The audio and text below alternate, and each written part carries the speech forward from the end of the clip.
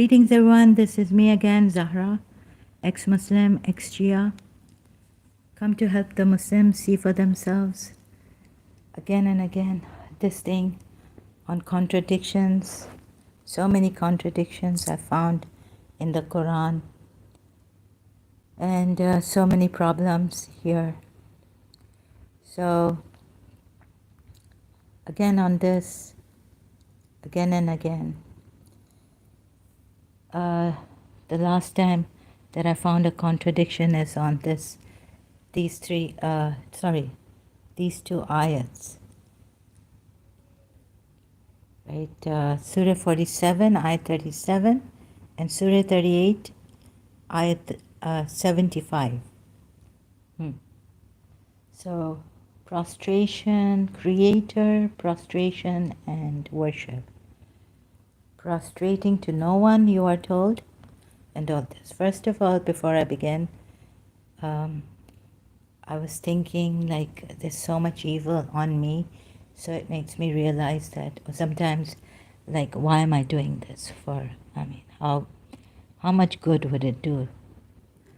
How much good would it spread? But I guess if one person, like I said before a long time ago, if this could save one person, then I should be really grateful. Although a lot of evil, I can feel it, sense it. Diseases, killing, murders is ongoing, and shocking things. So it sometimes, kind of brings you down. But I guess I should stick to what I said before, that if this could help one person even, then I would be so happy about that. So this also, and maybe you can then, without fear, have access to your creativity. You can see that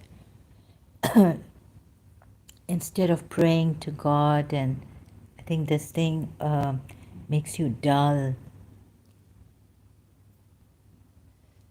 Moreover, all these strict rules and laws, it's it's not healthy.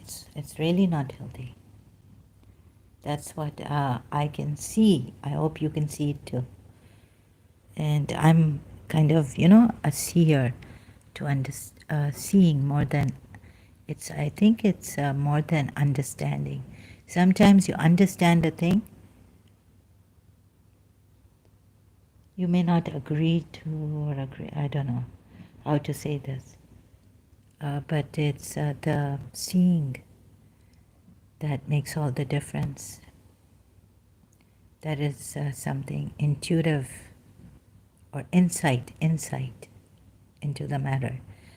So let's see if then you can access your healing powers without this fear of I shouldn't go ahead of the imams or things like that.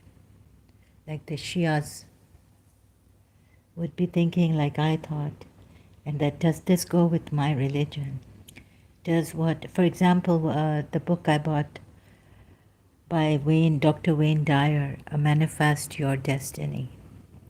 Oh no, this is not with my, we are co-creators. This is not with my religion, doesn't go with my religion. And all this, even though I read it. So let's see if you can be co-creators. If I could help you, also support you in this, discovering yourself, your true self, what does that do also? And access to your creativity, your powers, your healing powers, those are not bad powers. So like I read in Mr. God, this is Anna by Finn. What the quote, it was like, humanity has not realized the power. So Let me just search for it before I continue with the eyes. Mr. God. I mean, it's the same eye since yesterday. Mr. God, this is Anna. And then finding out also, I mean, my shock that even spirituality has been so badly used by some people, misused and abused. So Anna was sad.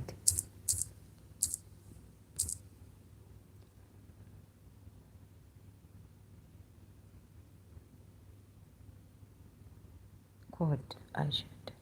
Then maybe it'll give me that Goodreads quotes from the Goodreads website quotes. You see, when Mr. God is different. Anna's misery was for others, sorry.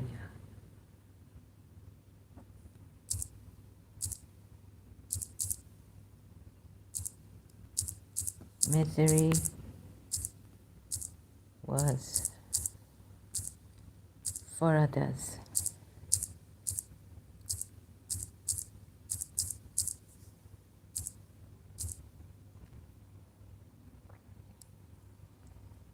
Goodreads. Here we go. With this thing that pops up. Just need to remove it.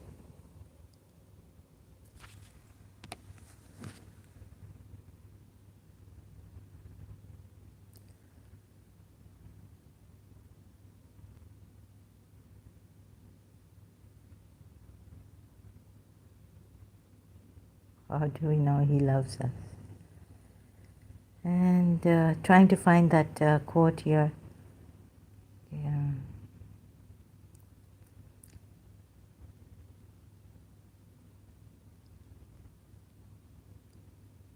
Anna's misery. In here was the image of God. That's what the Christians believe, that we are made in the image of God. I don't know why. They would say that we are sinners and how the original sin comes in this. It isn't the devil in humanity that makes a man a lonely creature. It's his godlikeness. It's the fullness of the good that can't get out or can't find its proper other place. That makes for loneliness, and Anna's misery was for others. They just could not see the beauty of that broken iron stump. The colors, the crystalline shapes, they could not see the possibilities there. Anna wanted them to join with her in this exciting new world, but they could not imagine themselves to be so small that this jagged fracture could become a world of iron mountains, of iron plains with crystal trees. It was a new world to explore, a world of the imagination, a world where a few people would or could follow her. In this broken off stump was a whole new realm of possibilities to be explored and to be enjoyed. Sorry, excuse me. Mr. God most certainly enjoyed it, but then Mr. God didn't at all mind making himself small. People thought that Mr. God was very big, but that's where they made a big mistake. Obviously, Mr. God could be any size he wanted to be. If he couldn't be little, how could he know what it's like to be a ladybird? Indeed, how could he?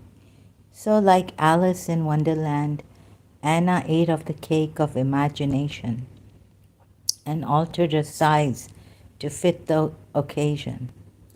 After all, Mr. God did not have only one point of view, but an infinity of viewing points. And the whole purpose of living was to be like Mr. God. So far as Anna was concerned, being good, being generous, being kind, praying, and all that kind of stuff had very little to do with Mr. God. They were, in the jargon of today, merely spin-offs. This sort of thing was just playing it safe, and Anna was going to have none of it. No, religion was all about being like Mr. God. And it was here that things could get a little tough. The instructions weren't to be good and kind and loving, etc. And it therefore followed that you would be more like Mr. God. No, the whole point of being alive was to be like Mr. God. And then you couldn't help but be good and kind and loving, could you? Mr. God, this is Anna by Finn, the book I had a long time ago, and I still have it online. Google Book. Thank you, Goodreads. So this, you understand? So it's being alive, it's living, it's going into your imagination. Fantasy is good also. Exploring the realms of potentiality in this world we are given. So this, that you should not be deprived from. Okay. So back to this ayat, these two ayats. Now I've done all this with you. So why the command to angels to bow down to Adam, a created being of Allah, when He commands Muslims not to prostrate anymore to His creation or created beings? First, Allah commands angels to bow to one He has created, and then Allah tells you not to bow down to His creation. And then there's ayat in Surah Yusuf, ayat 100, where we are told that earlier on it was allowed to bow down, but now it's not. So in the earlier scriptures, write this, and is this not contradiction?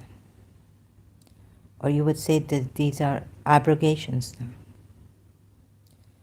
Even if Allah gives a different reason for it, even if a reason is given that is different for it, when He has not given it in the Quran, can it be justified? And justified means legitimate reason.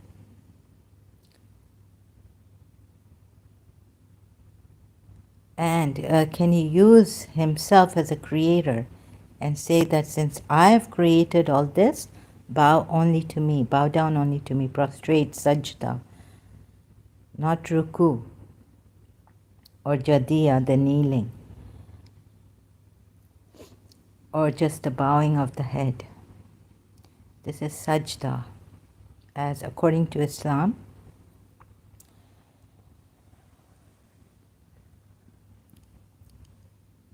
Could then He change all this?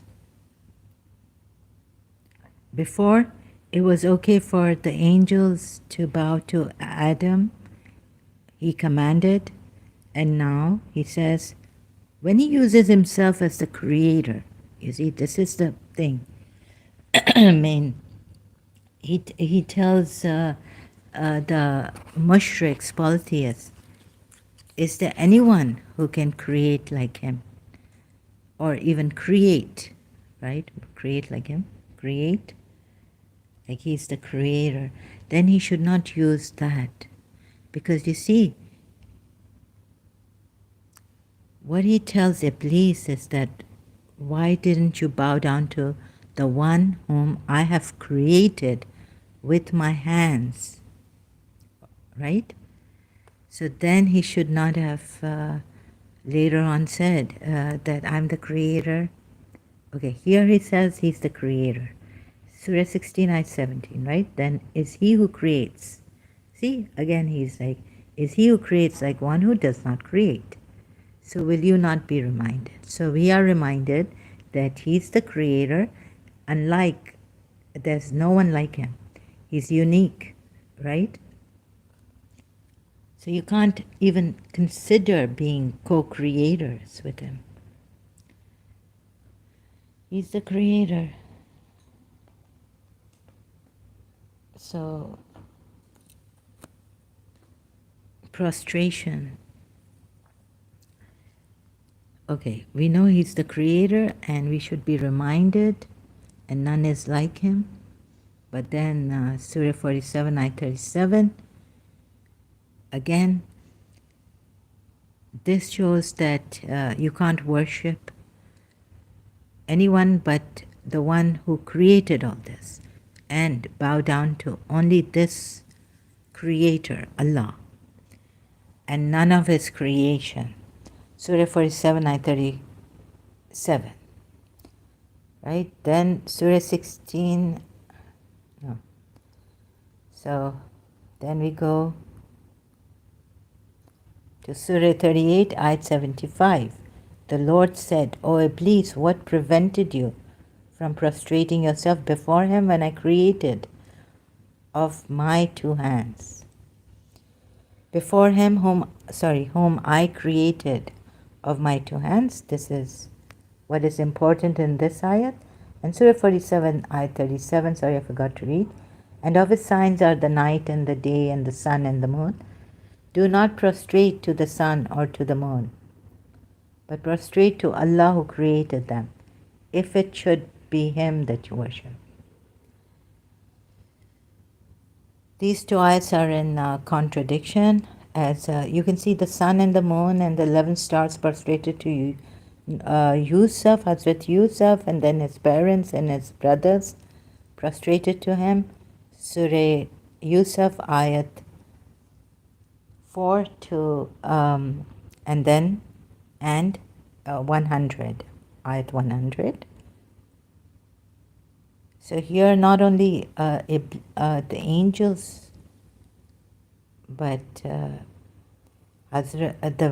human beings prostrating to Yusuf, and Hazrat Yaqub, Hazrat Yusuf's father, prostrating to Yusuf, Hazrat Yusuf.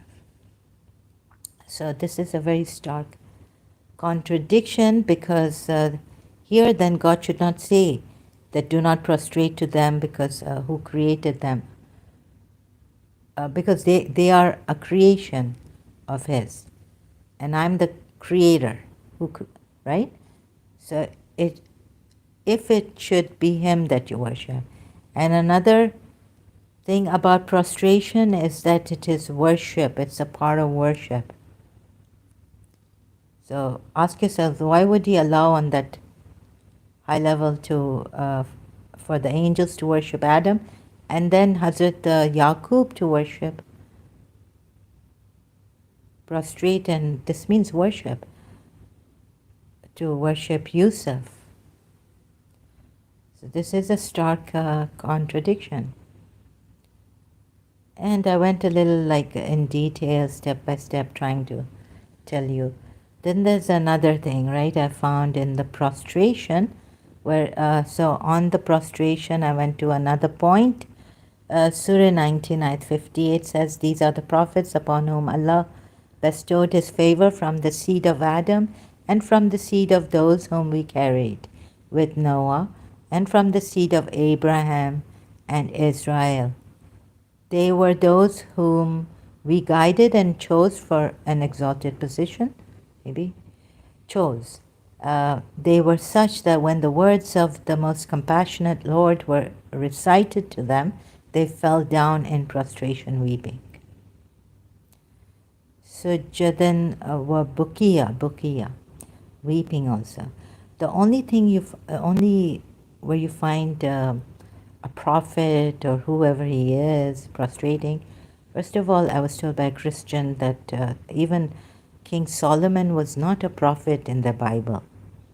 That you're saying Hazrat Suleiman was a prophet. He was, so some of them were not prophets who were mentioned and important in the Bible.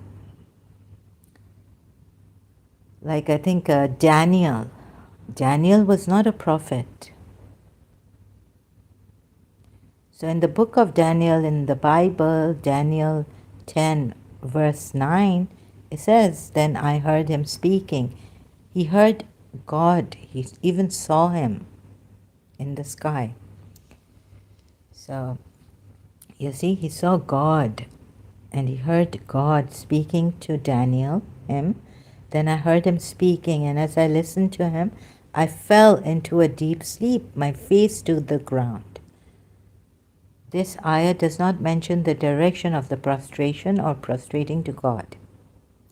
So, like we are told, if you don't understand, then ask those who are, but if you are in doubt as to what we have revealed to you, ask those who read the book before you. Certainly the truth has come to you from your Lord, therefore you should not be of the disputers. Surah 10, ayat 94 in the Quran. So this is the Bible on Daniel, and Daniel is not a prophet. Daniel was not a Jewish prophet. And also it doesn't say that he was the son or from, okay, you could say he's from the seed of Adam. We're all from the seed of, yeah, but he bestowed his favor from the seed of Adam and then from the seed of those whom we carried with Noah, and from the seed of Abraham and Israel. You could say he's from the seed of Adam, but he's not a son of a prophet even, I think, Daniel. He was a special person. They've taken it as a special person. That's why they have the book of Daniel in the Bible, Old Testament. They were those whom we guided and chose.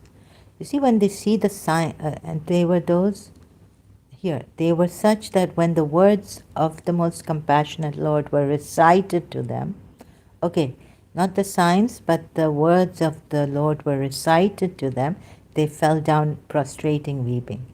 However, here to check the earlier scriptures, I only see Daniel. I only found Daniel doing this. And he's not crying, but he's trembling. And he fell down like he fainted or he went into a deep sleep. My face to the ground. So could be that he went down like in prostration, you would say, prostrating to God.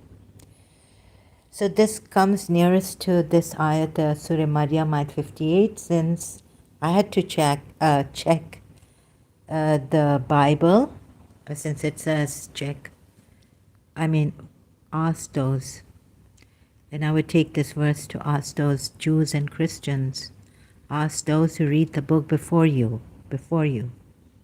Surah 10, ayat 94. Then like we say, okay. So like this, and another thing is that they were, after this Surah Maryam, ayat 58, they were chosen, you see. So now for the Shias and against the Sunnis, the Shias say that Imam Ali, after Prophet Muhammad's death, Imam Ali was the chosen, and Prophet Muhammad was saying, right, proclaiming that after me it's Imam Ali you should take to guide you. We guided and chose. But very few Muslims, and somehow, because the enemies, and Umar bin Khattab didn't even let him write what he wanted to write, and the Shia say Prophet Muhammad wanted to write that after my death, follow Ali, he's the chosen one of God to guide you. So then in Surah 19, ayat 59, but the Sunnis took some, and they called them Khalifas, Rashidun, the four. One of them is Imam Ali, but he's on the fourth number. He's in the fourth number. So the first one is Abu Bakr, the second one, they're all Sahabas of Prophet Muhammad, close ones. And so he even married Abu Bakr's daughter, right? And the second one, Caliph Rashidun, is Umar bin Khattab. He married Umar bin Khattab's daughter, Hafsa, and then it's Uthman bin Affan, his Sahaba, and then it's Ali. After Uthman, it's Ali, the fourth one. So this ayat goes for the Shias, what the Prophet Muhammad had told them, that they were, Surah 19, ayat 59 now, they were succeeded by a people who neglected the prayers and pursued their lusts. They shall presently meet with their doom. So, but of course the Sunnis say no, they did not. They were great Sahabas, they prayed and they did not pursue their lust. But you see that the power, lust for power is there, even though, but the Shia say they were hypocrites. They were still idol worshippers and all, and hypocritical Muslims. Because they, also like wanted to distort Islam, the true face of Islam. This also, and so they were praying. Hypocrites is when you are a believer. You say you are a believer, but they were praying and all this. However, this ayat says, who neglected the prayers.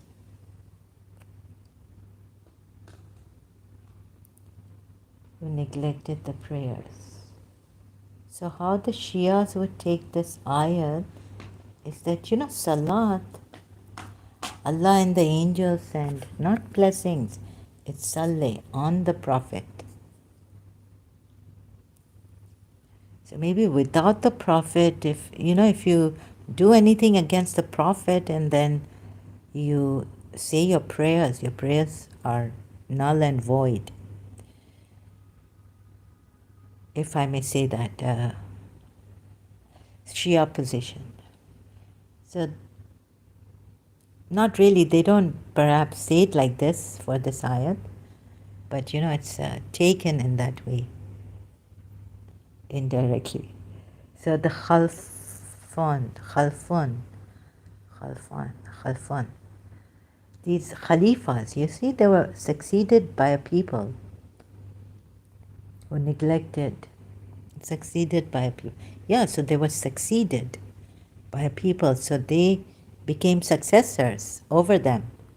Like the Shia say that Abu Bakr became a successor over Ali. Ali was chosen, guided and by Allah and chosen. So then this is the problem between Shia and Sunni. And they took Umar bin Khattab, who was not chosen. And you see when it says seeds, the previous ayat of Surah Maryam, from the seed, there were one race. This is not all those who were saved, but only from the seed of Noah. And we see that not only Prophet Muhammad was from Ismail, but maybe, and so his father was, so his uncle Abu Talib. So Ali was also from the seed of Ismail. Right? Prophet Muhammad was not from the seed of Ismail, I think from his mother's side. But they say from his father's side, right? The seed. So this were the whole problem. And then the Sunnis made their caliphs, the Umayyad side, and the Sunnis take them, their side. The caliphs in plural would be, or just successors, and then they call them caliphs. And so we see another thing that I found, so I would say as a Shia, this is of Hussein. Hussein and Yazid's army meeting at the river of Tigris. Where? So I'd found something long time ago when I had the Bible. I'd stumbled upon it. And we call the Tigris, and the city also Nineveh, the Iraq, the city. And Euphrates, we call it Tigris, we call it Forat. Euphrates, Forat. Tigris would be, I don't know, but that's in Iraq. A part of it is in Iraq. It's a big river, Euphrates. 3 rivers, 4 rivers. So this is where they would say that, Hussein, this was a prophecy in the old scriptures, previous scriptures. Jeremiah 46, verse 10. But that day belongs to the Lord Almighty, a day of vengeance, for vengeance on his foes. The sword will devour till it is satisfied. It has quenched its thirst with blood. For the Lord Almighty, will offer sacrifice in the land of the north by the river Euphrates. So where's the north and all this? And we just I assumed that this was about Imam Hussein giving his sacrifice. So Surah 10, Ayat 94. But if you are in doubt as to what we have revealed to you, ask those who read the book before you. It's telling Prophet Muhammad before you. Can they be after him? So it's al-Zikr, not who have been reading the book before you. So asking Jews or Christians or going through their books. No, it says ask those, not find out through their books. And so we have to really, we haven't done a very keen, honest, I think, research on this north. Now, I don't know whether Iraq is on the north, where Karbala by the river Euphrates, and that's the Tigris River.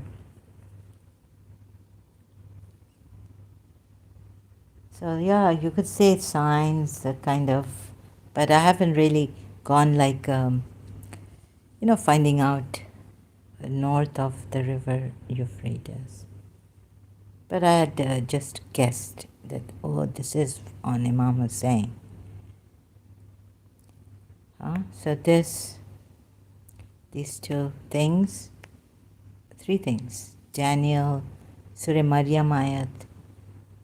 I can only see Daniel going down on the ground, face downward, my face to the ground, right? I fell into a deep sleep, but not weeping. And they say he saw God. I think it was God. He saw in topaz color in the sky. He looked up and he heard him speaking. And as I listened to him, I fell into a deep sleep, my face to the ground. So please, Shias also, don't make this mistake that just, guesswork, and then the Christians now, they would say, like for something like this, like this is not Muhammad. It can't be Muhammad. Like, you say, Muhammad is mentioned. Prophet Muhammad is mentioned. Now in Genesis, men visit Abraham. You see the stories, these are the messengers, and they've changed it or something to meaning my Lord. He said, my Lord, if you are pleased. He saw. So this is from the Bible, Old Testament, Genesis 18. The Lord appeared to Abraham. The Lord appeared to Abraham near the large trees of Mamre. Abraham was sitting at the entrance to his tent. These are not the messengers of Allah, like in Surah Zariyat we are told. Right? Yes, he made a So, calf. You see, then he cooked. Then he ran over to the herd. He picked out a choice, tender calf. He gave it to a servant who hurried to prepare it. Okay, so he prepared the calf for them. Part of the story is in the Quran, Surah Zariyat, or where, right? No, sorry. Surah Zariyat, the messengers, they say Sarah. Okay, she laughed here. She laughed. Part of it is here, part of it is in another surah. I wish God had put it in one surah, so I also remember that in one surah the whole story is put about this. But various surahs, um, the story is put. And then, yes, here it says, so Sarah laughed to herself. She thought, I'm worn out. Okay, it's mentioned in the Quran, and my husband is old. Can I really know the joy of having a baby? Then the Lord said to Abraham, why did Sarah laugh? Why did she say, will I really have a baby now that I'm old? I mean, what is this really? Is anything too hard for me? I will return to you at the appointed time next year. Okay, all this is not written. All this what I'm reading now, not in the Quran. But Sarah will have a son. The messengers tell her, or tell Abraham. Sarah was afraid, so she lied and said, I didn't laugh. But the Lord said, yes, you laughed. So you know what we say that, oh, in our Quran it doesn't say that Sarah lied to the Lord, and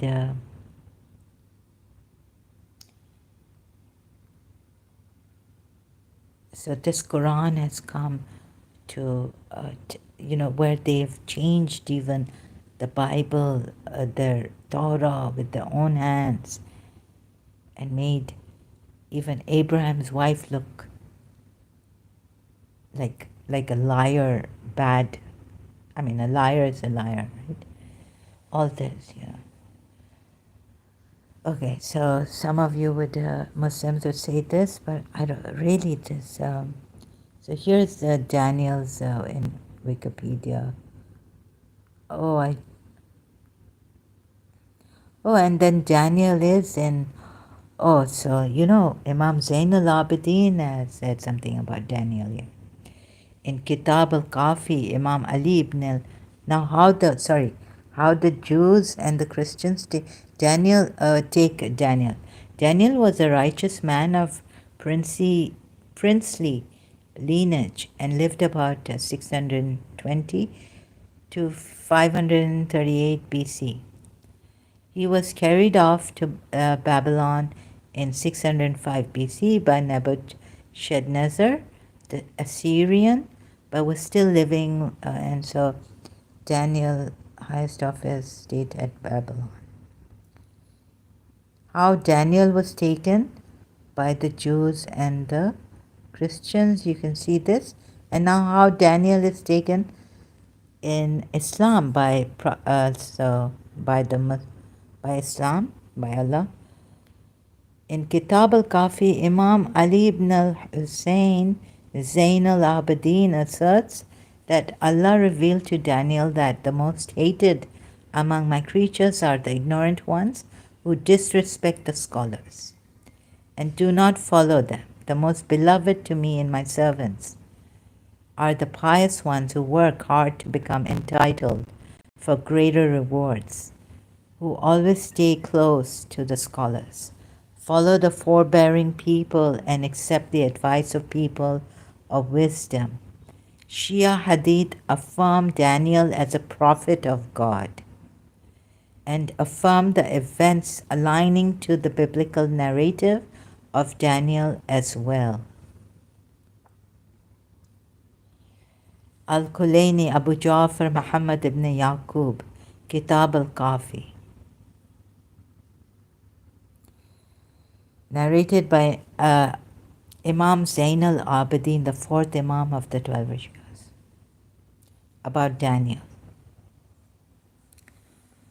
So yes, the Shias will say, there was someone in their book who fell down weeping, fell on his face, prostrate, weeping. So they would take Surah Maryam, and this is how Imam Ali would also, or the Imams would explain to the Shias through their narrations, right? Like that, for example. So that's how the Shias take this. However, we were very careful, very cautious. Anyways, the thing is that I found these contradictions, and step by step I tried to go with you in my previous live stream. Prostration is the highest degree of worship. I think it's from this ayat. Believers, worship your Lord and bow down and prostrate yourselves before Him. Surah 22, ayat 77. Imam Jafar al-Sadiq says, prostration is the highest degree of worship that a person can perform. It's in Imam dash given. We'll go there. I hope I haven't. I hope I've saved it and I didn't just delete it from my. Where's that? Oh, so much here. This is the website that I didn't show you last time. I.M.A.M. Right? What does it mean for us as human beings to prostrate before God? Though the term may bring images to our mind of the physical act of prostration, it also symbolizes a great spiritual discourse. God never asks anything of us without reason or meaning. So what is the deeper spiritual significance behind this act that we must perform in our daily prayers? Believers, worship your Lord, bow down and prostrate yourselves before Him and do virtuous deeds, so that perhaps you will have everlasting happiness. For rulings on verses requiring obligatory prostration, sajda, click here. Prostration as a, so this ayat is Surah 22, ayat 77. Prostration as a manifestation of humility. Narrations tell us that Imam Jafar Sadiq said, prostration is the highest degree of worship that a person can perform. The meaning of the verb to prostrate is to be stretched out, and this. So what I required for my live stream yesterday on the topic was only this, and you can check all this. I think I can, or do you have to, like, this is where I got it from, so I'm not going to put it in the, give you the link of this, put it in the live chat. Surah Hajj ayat 77 is here. O you who believe, bow and prostrate. Right, so the prostration, the bowing is there. It's ruku and sajda, and worship your Lord and do the good so that you may be successful.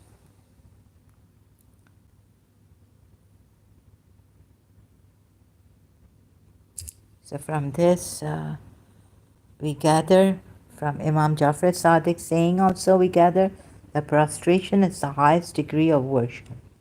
So then why would God want, is Allah asking, why would Allah ask angels to worship Adam in the highest degree? So like I said, right, before, like even Shias, have you really understood the meaning of this prostration? That angels were commanded to do to God, to Adam, by God, commanded by God to do to Adam. Do you understand the meaning? Okay, you may give me all this that I gave you, right? That, oh, the Jan taken as a prophet, and so Surah Maryam had this, and Allama Iqbal says this, and this about Imam Hassan, the sacrifice given by God. It says sacrifice given by God. Yes, through Imam Hassan, you would say it's in the Bible, right?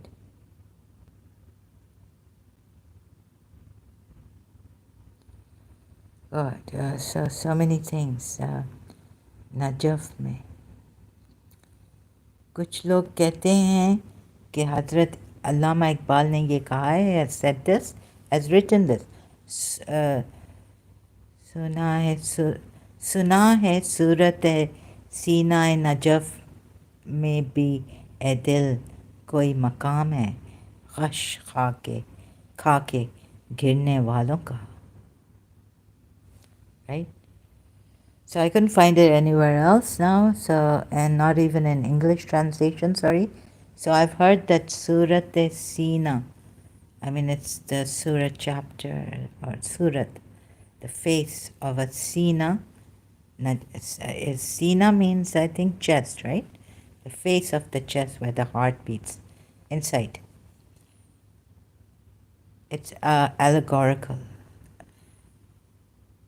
In Najaf, where Imam Ali is buried and his shrine is there, Baby Edil. So in Najaf also, O heart, there is koi maqam, and there's some position, there's a position of those who weeping down, they fall. I mean, Allama Iqbal has said it indirectly so that, you know, the Sunnis might say, oh my God, worship. So he didn't put prostration. So the Shia say, you know, this ayat is really this how they work out, that when they see the signs.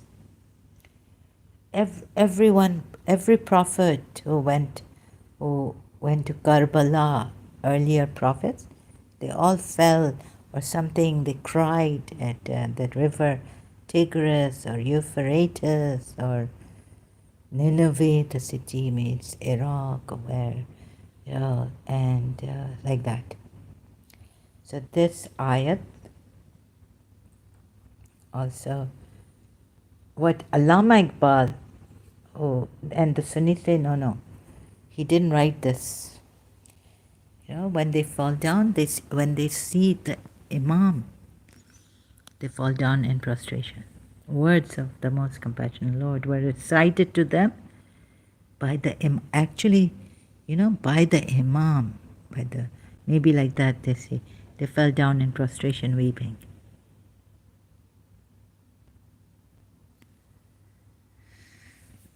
So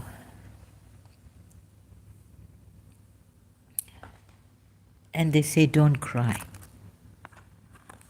You know, the Salafis, some Muslims, they say it's haram to cry on anyone. If you hear, or if your father dies, God forbid, or your mother, God forbid, they don't cry.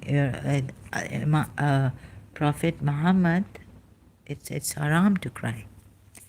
Prophet Muhammad never cried. It's haram.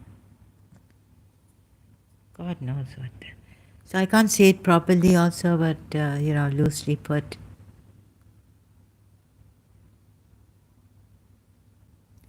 Okay, do you see the contradiction here? And now cut myself short, and again, you know, some may say that, oh, she's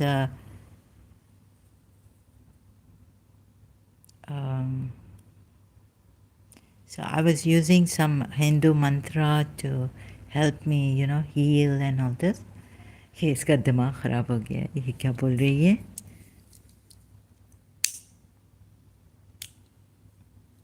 Right?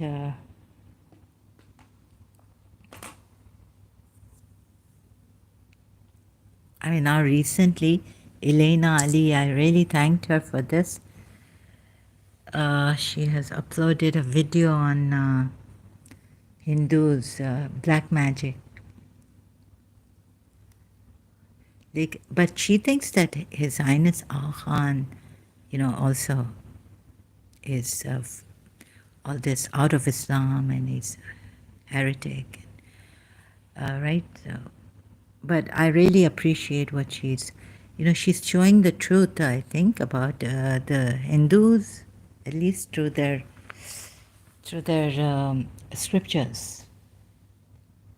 So please don't think that, okay, you made you see, so Thora sa, I was like, how come no one has brought up this? I don't know any ex-Muslim also, or even Christian friends, anyone, David Wood or anyone bringing this up.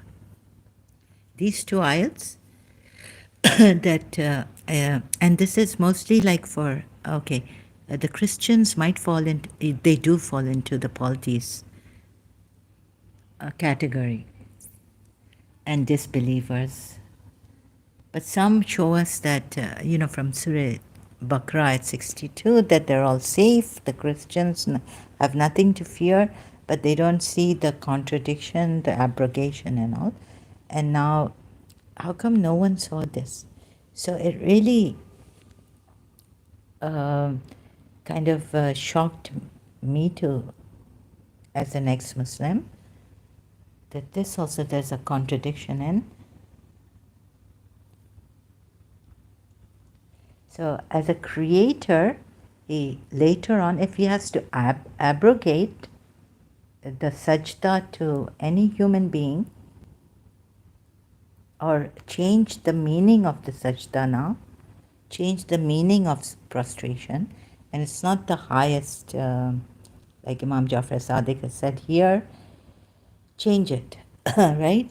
Or it's not abrogated. First, let me take the abrogation from the Sunni side, or the Muslim side, to take that Maududi's footnote, or Sahih International, that it was abrogated. It later on was abrogated, or Ibn Qatir, or so this from Surah. Sorry, this was abrogated. Surah, was it Surah Yusuf, ayat 100? And he raised his parents upon the throne, and they bowed to him in prostration. Or that the meaning of this ayat, Surah 38, ayat 75, commanding the angels to prostrate to Adam, which he created with his two hands, now has changed, even this.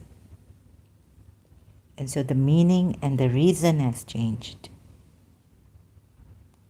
of prostration now. And here God tells you not to prostrate. And now to the Muslims, God says, do not prostrate to anyone. Surah 47, ayat 37. And of his signs are the night and day and the sun and moon. Do not prostrate to the sun or to the moon, but prostrate to Allah, who created them. See the reason, this logical fallacy. Even if you change the reason and meaning of prostration now, who created them?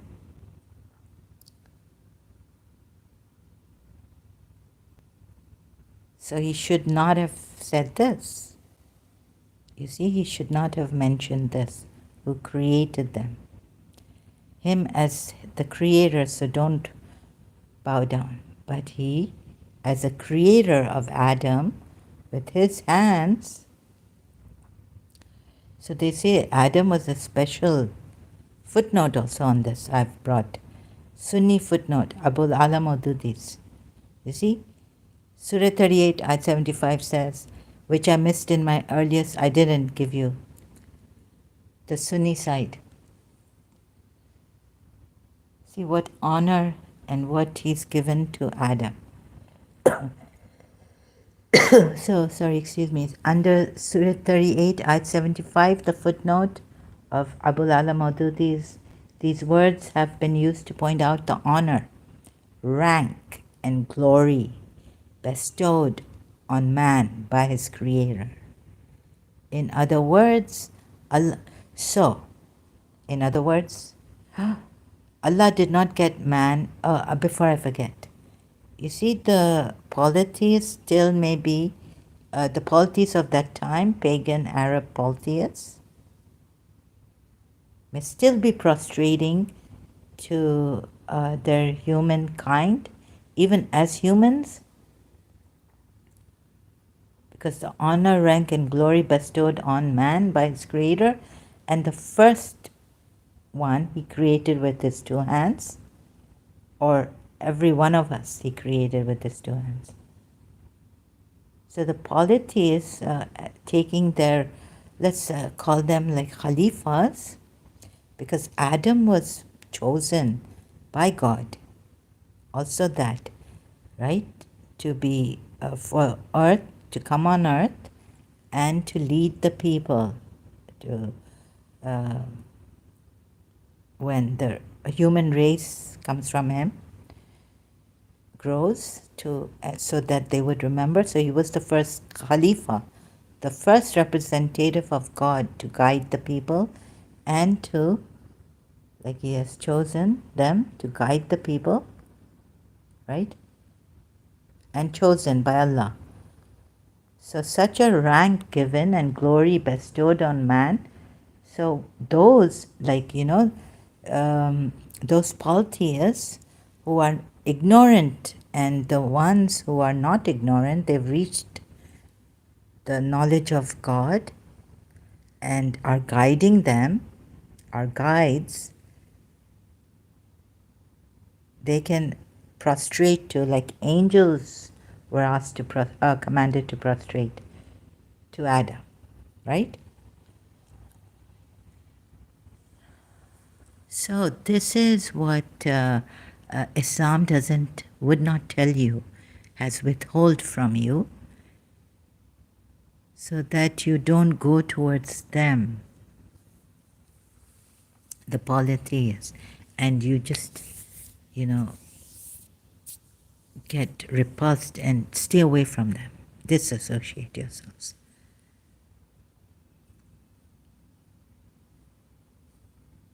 That's what I think. After going through inference, drawing an inference from it. Since here it is, the reason for this sajda, this prostration is given here by the Sunni Islamic sources, the honor, rank, and glory bestowed on man by his creator. And then, right, so this, and then you say that no, still it's given to all men by his creator. So none of the men, we shouldn't, this is for the angels, this is the honor given, and this is for the angels, right here, for the angels. Then what do you say about Surah 12, Ayat 100? Hazrat Yaqub, father of Yusuf, prostrates to Hazrat Yusuf, allowed by Allah at this time. Then they say here, I'll go to Quran.com again.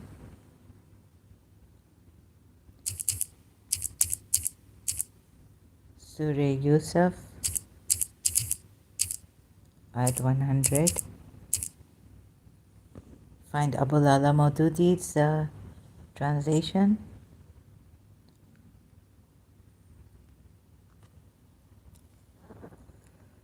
Oh, footnote, sorry, not translation and footnote. So here it is. What does he say about this? Then here he says, the interpretation of this verse has given rise to some serious misunderstandings which are against the very fundamentals of the divine guidance. So much so that some people have gone to the extreme of making it lawful to prostrate before kings and saints as a mark of respect. Others, more strict on this point, have explained it away, saying in the former divine laws it was unlawful only to prostrate and worship before others than Allah, though it was permissible to prostrate before others if it was done without the intention of worship. But now, in the divine law given to Prophet Muhammad, it has been made absolutely unlawful. You see? So here, the reason has changed. No. The reason hasn't changed, but the intention of worship has changed. And now it's altogether changed, abrogated.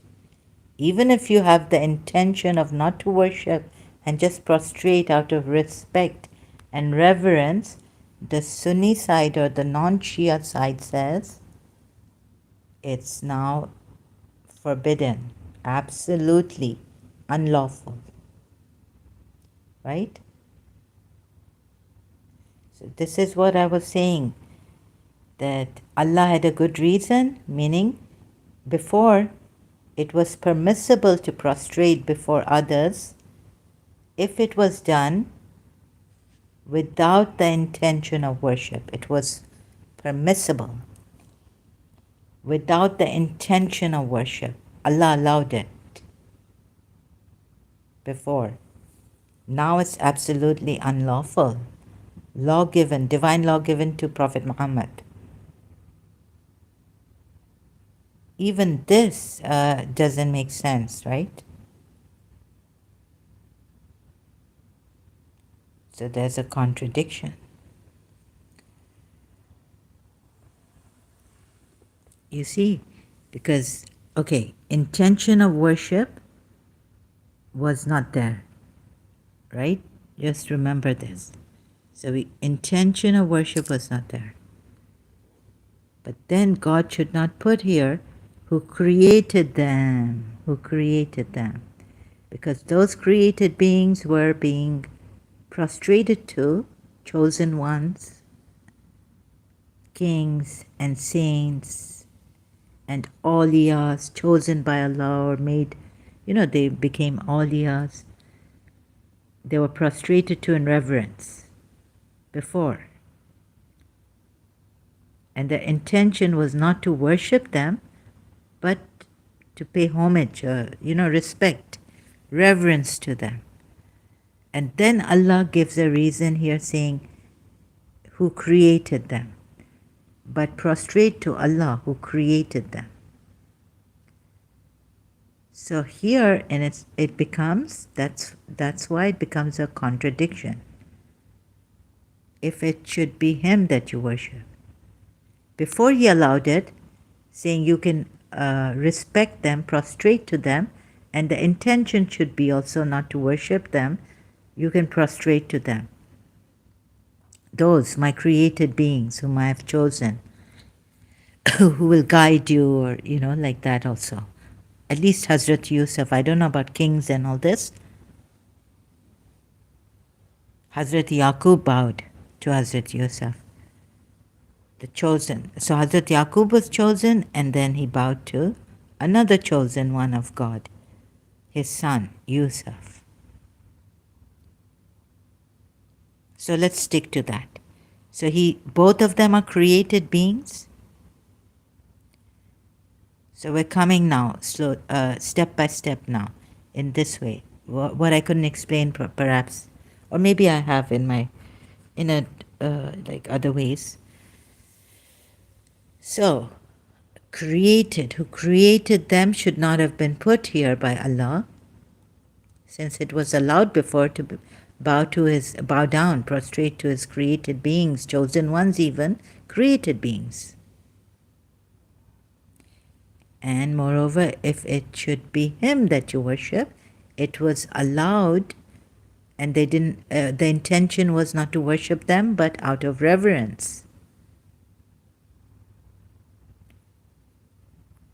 So this is a contradiction. Now Allah is contradicting himself.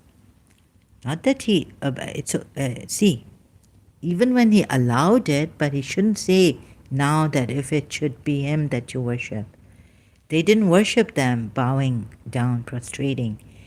They prostrated to a created being of Allah, Hazrat Yusuf. Forget the Iblis one also. But the reason why I've put this ayat here is because this is very helpful. And before him whom I created of my two hands, you can look at it.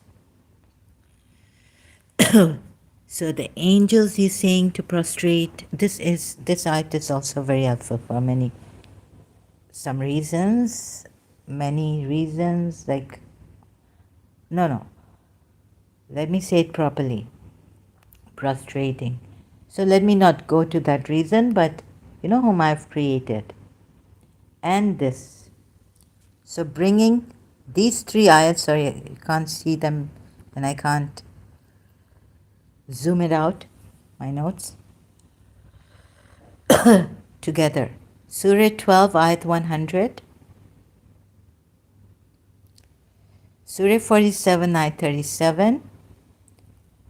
And Surah 38, ayat 75. Then he should not say in Surah 47, ayat 37, that who created them. And if it is him you worship. Okay. Now he abrogates, even if intention of not worshipping them is there, but they were bowing to him, but now he abrogates this. And you would say, now there is no contradiction.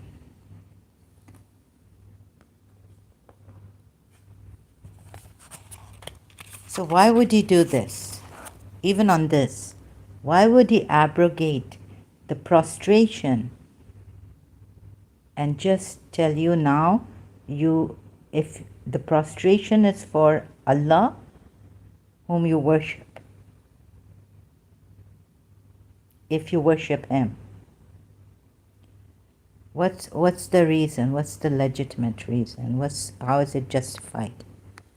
How is it justified now? Now is the word. Please tell me. How is it justified now? Right? Not justified. It's now not justified. Because before he allowed it. How can it now be justified that this prostration is only and only if you worship Allah? To prostrate to Allah. What is the reason for the abrogation now?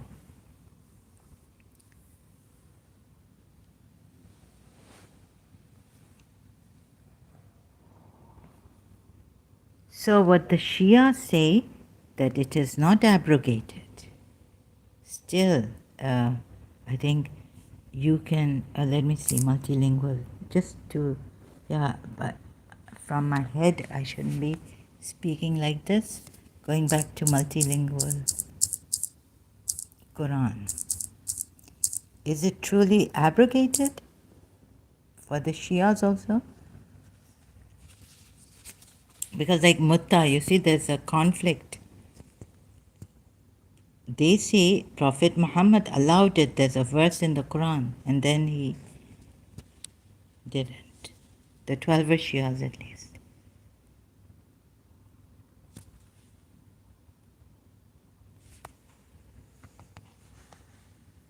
I hope the sound is okay and there's no, but due to this I think screencasting, the sound is not that good due to screencasting coming like this. So going to ayat 100, sorry for this. Way going.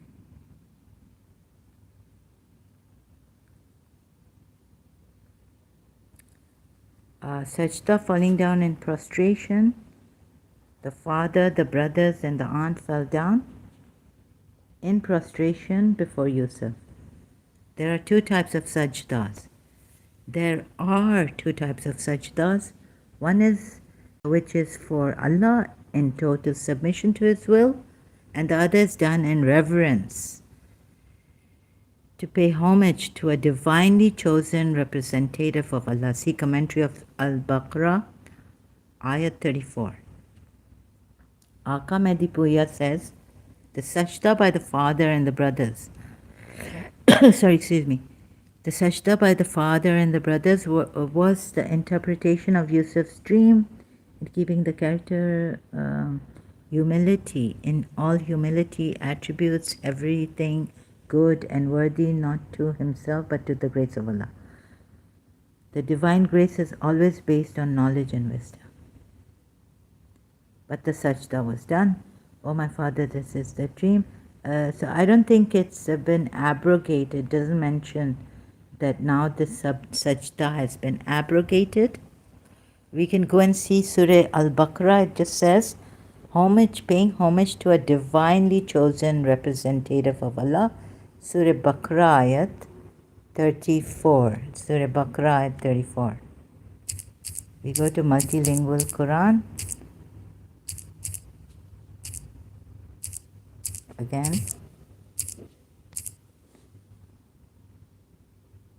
Surah Baqarah ayat 34.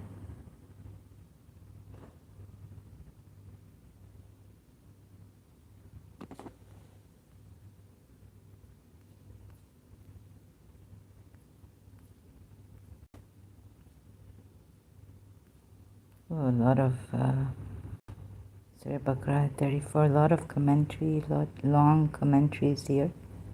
It's going to take me time to go to the ayat 34. A lot of commentary.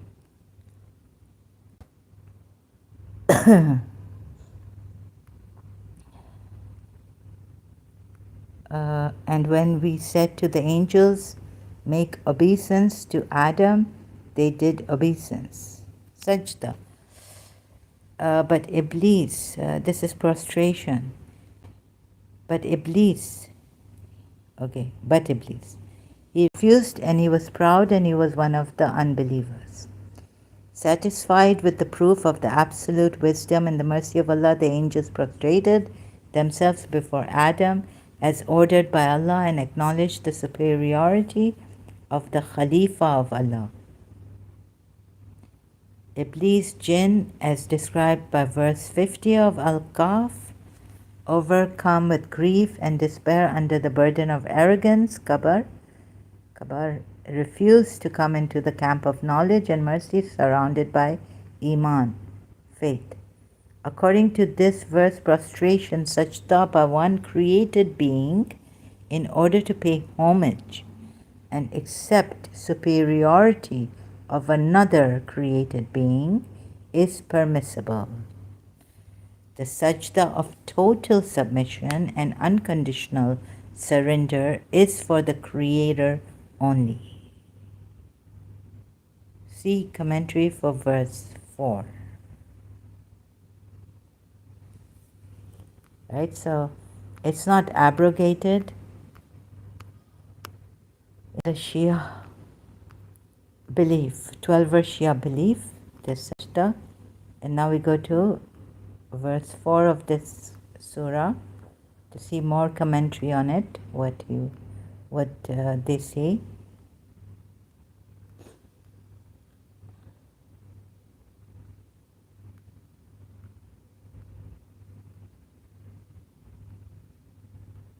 So please, Muslims, with your not that great knowledge, you come here and you tell us not to do this. There are people, there are Shias,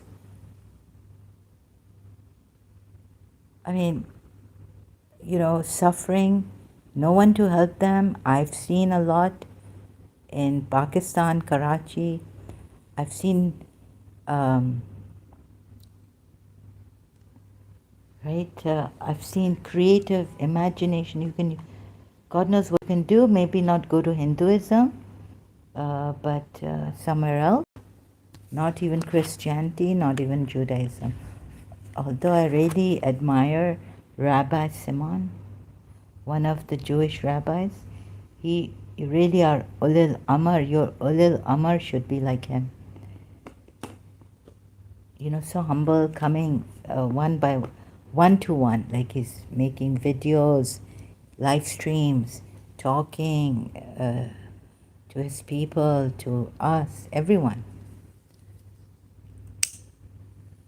Sometimes just life problems and how this it will help you, and how he doesn't like, someone's potential to be cut.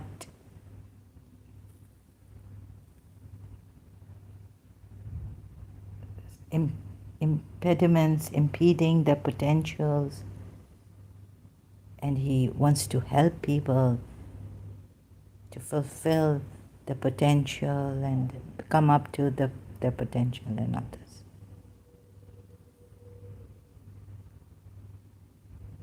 So you know how much you have deprived.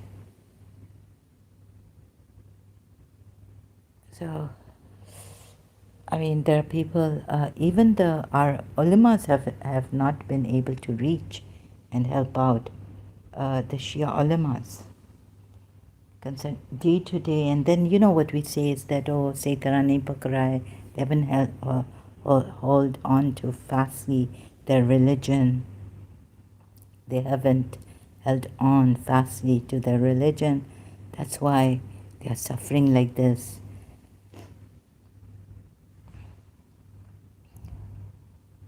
Right? And that's why so many problems. And you're saying the ulamas, I mean, please. So, you know, being that strict that, oh no, they haven't held on to their religion properly.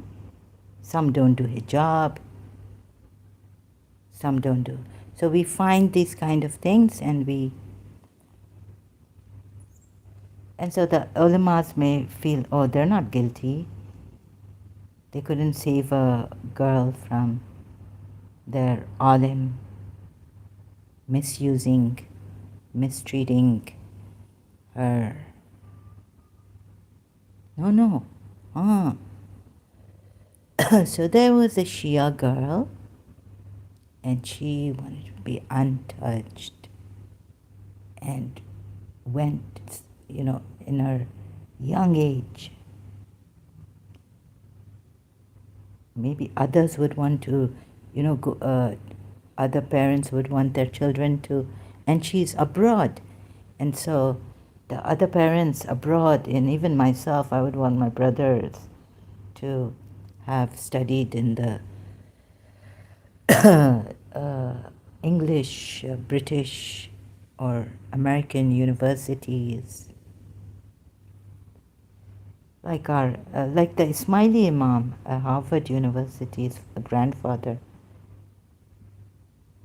said that, you know, he wants his grandson. Now, the reason why God has chosen his grandson to become the Imam, because you know, the latest education he has received, and that's really good for the community's community. Also this. So we would want that, and this girl was, because she was a 12er Shia, so sahi tarah nahi pakra hai. No. But this girl was really religious, sincerely holding on, and she went for education to the to her madrasa, Shia madrasa. And then what the ulama did to her, coming to her place. Sayyid Tarani Pakrai, haven't held on fastly, properly to Islam. And no one could help her at that time.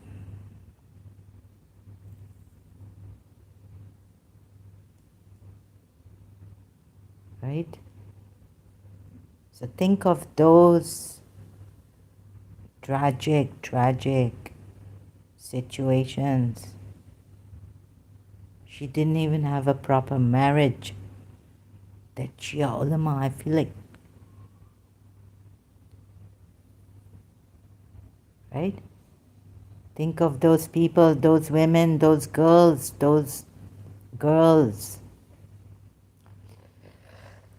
excuse me, think of those girls where Mutta and but Mutta is, and they couldn't say anything to him because they thought he knew well enough, like this Quran, Prophet Muhammad, Allah knows best. They didn't question him for the wrong, terrible thing he was doing.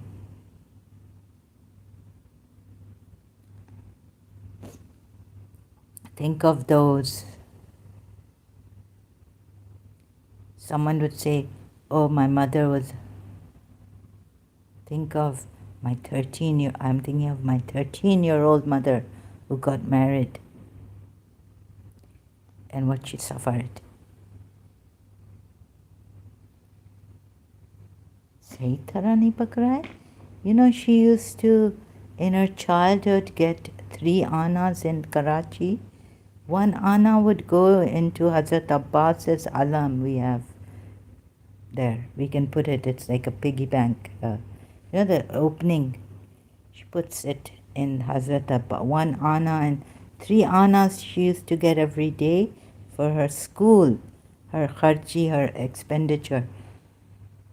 1 anna would go to Hazrat Abbas's alam.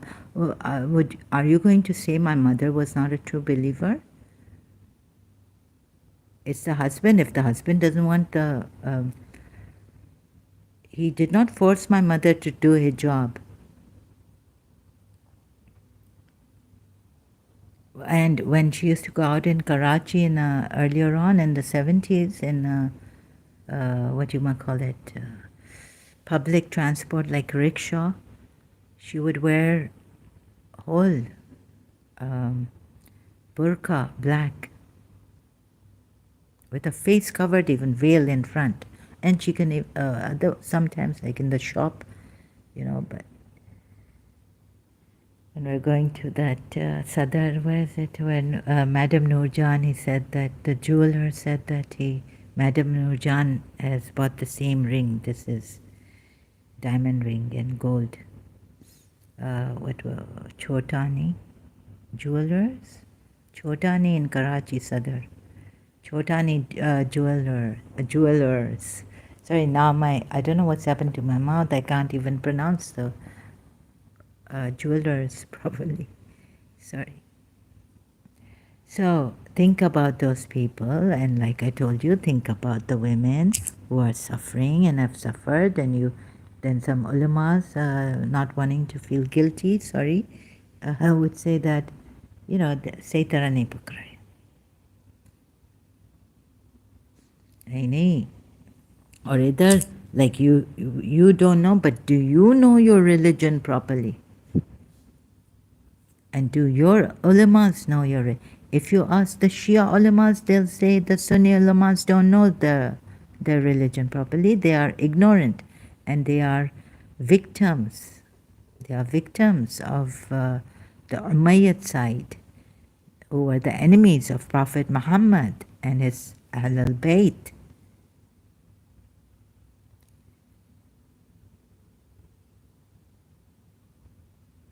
So anyone coming here creating obstacles in my way, you don't know how you are going against human rights. Are women suffering? I've seen it as a Shia. And it's not that on me it came when I left this religion or something like that. You would say so callously. Misinformation and misrepresentation of my life.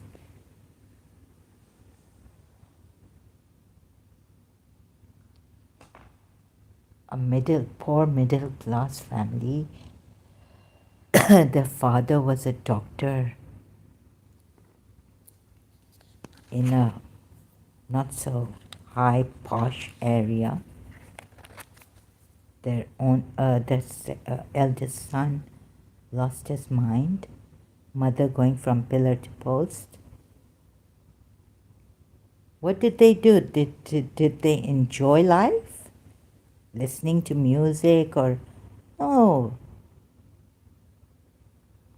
No, they didn't.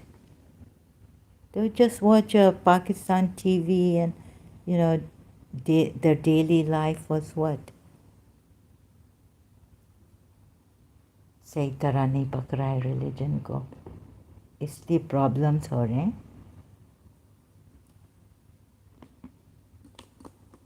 Like God is going to test you and test you and test you and test you. Like he tested, no. Like calamities would come because and then on that you would say, well, life is full of challenges, problems, and there are enemies, there are evil people, or you would so for that, and another thing on me is that for me you will say, but what about the other ex-Muslims? You will say, oh, iska dimag kharab ho gaya hai, she's gone insane.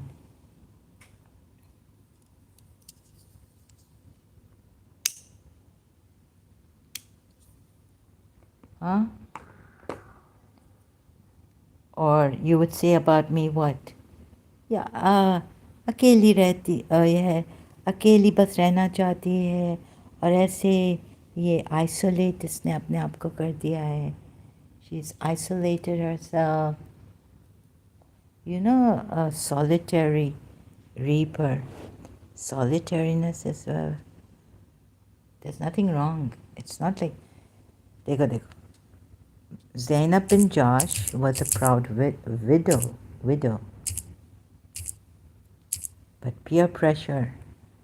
What happened? It says here, I think in the Sunni Islamic sources. I don't know how to say Sunni. What shall I say? That I don't mean to insult.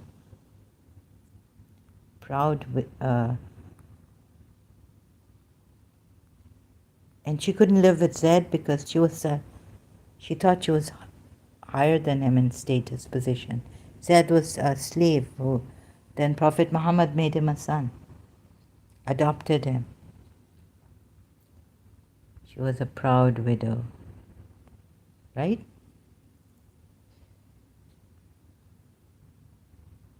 Refused. Zainab, supported by her brother Abdullah, at first refused the proposal on the grounds that I'm a widow of the Quraysh.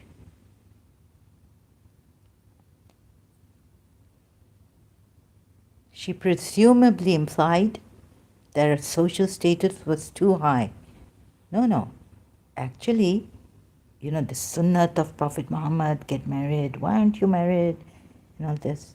And then what has happened? Divorce, and then you say, oh, she got... But do you think marriages are toys to be broken?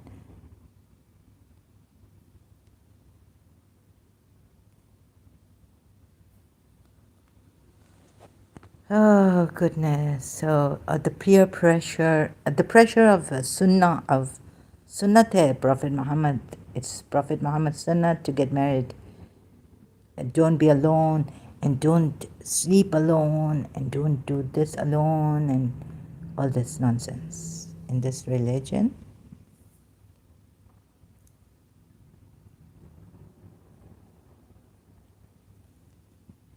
You see? God knows what this is. And then we have 45 now. So what was this? Like Imam being shocked, Ismaili Imam. And Nizari said, you know, I had fever, and I had opened the Quran, and the Quran said that it came to that ayat where my enemy wants to scare me out of this country, city.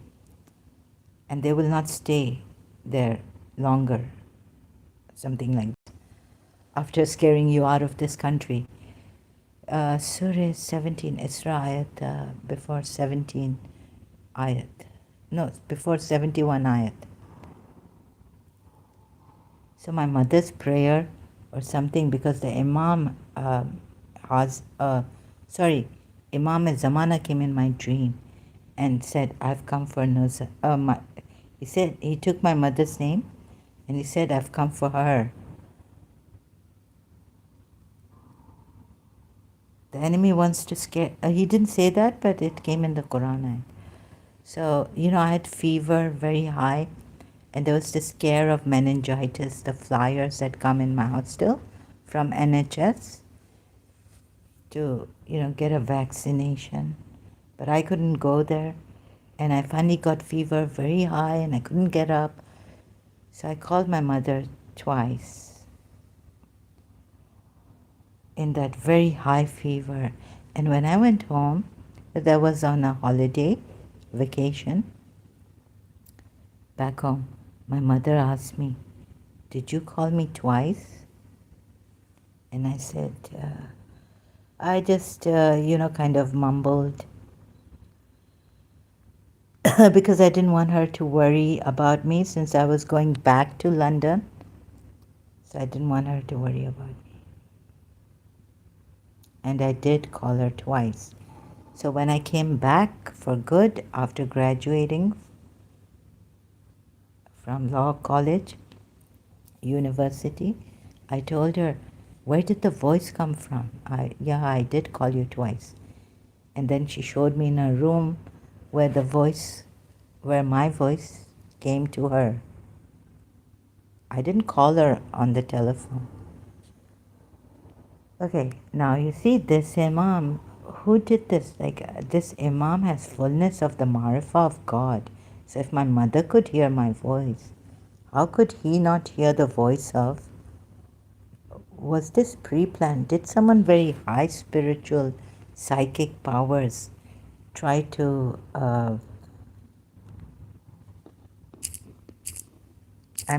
they managed.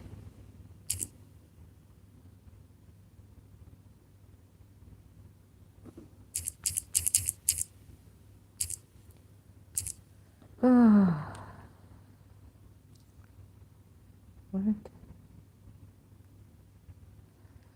Pakistan gunmen kill 45 on Karachi Ismaili Shia bus. Seems like this was also planned. 13 May, 13 May, I was following 2015 Sri Ravi Shankar ji. So I couldn't celebrate his birthday. Or maybe I did and I didn't know about this later. I found out 13 May, so on 13 May, I don't know, I don't think I knew about this. So could it be that also 13 May, huh? What a coincidence. Could it be that someone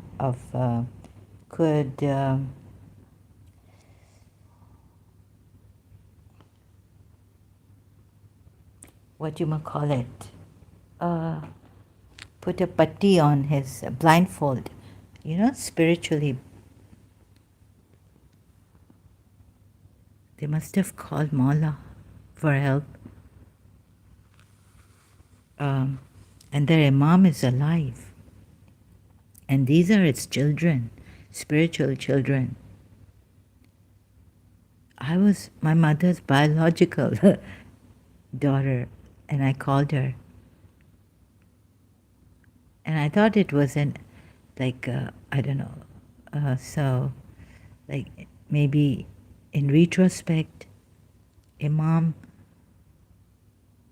and Surah Yasin that I used to recite before my exams or something in London. It was the miracle of God that my voice reached my mother. The Alpha and the Omega.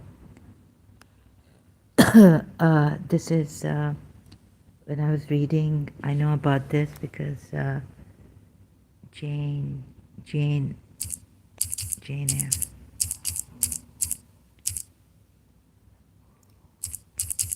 The Alpha.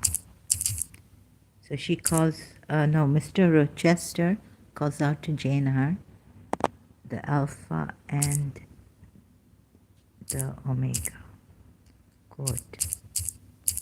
So I'll show you from this literature book that I merited all I endured. I acknowledged that I could scarcely endure more. I pleaded, and the Alpha and Omega of my heart's wishes broke involuntarily from my lips in the words Jane, Jane, Jane. Rochester, Mr. Rochester. This is in chapter 37 of Jane Eyre by, what's her name? Jane Austen? Jane Austen, right? No, Charlotte Bronte, sorry. Charlotte Bronte.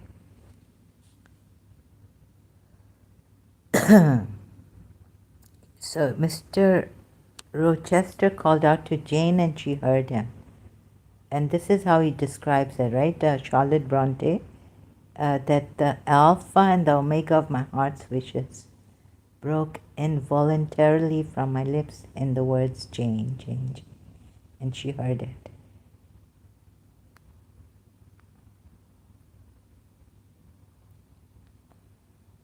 And in real life, I know my mother heard it in Karachi. She was in Karachi and I was in London.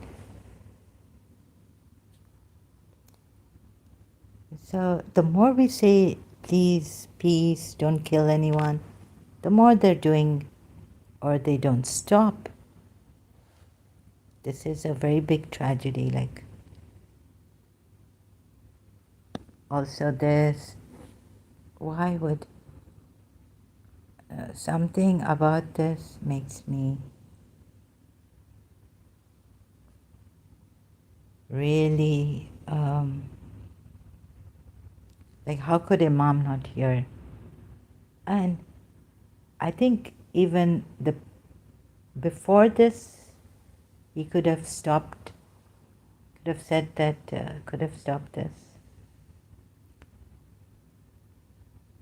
But his grandfather, yeah, the car accident of it, car accident. So he couldn't stop this. I mean, not him, but his grandfather couldn't stop his son's accident even, save him from this car accident that Prince Ali Khan,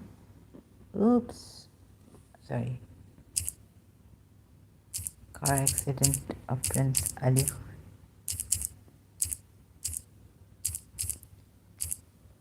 Oh, this is so tragic. You see, because the Imam is present. May 12 was a reconstruct. Police experts, surveyors, tapes, and the car crash that